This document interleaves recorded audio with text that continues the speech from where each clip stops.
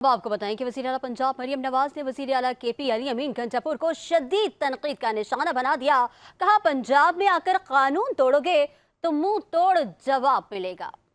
निकले तो घेराओ जलाओ की तरगीब दें और आपकी कोई तवज्जो ना हो कि इस मुल्क में नौजवानों का क्या बनेगा, वो भी डिग्रीज लेके बेरोजगार फिर रहे हैं। जो आपको बद तहजीबी की तरफ आपको लेके जाता है कि बदतमीजी करो, झूठ बोलो, इल्ज़ाम लगाओ, गिरबान पकड़ो। जो वज़ीर आला खुद किसी दूसरे सूबे में हमला आवर हो, लश्कर लेकर आ जाए और पंजाब की हदूद के अंदर किसी बेचारे की बस उतर के, किसी कोई वैन खड़ी थी, खुद AK-47 हवा में लहराई और शीशे तोड़ दिए उस बेचारे की गाड़ी के।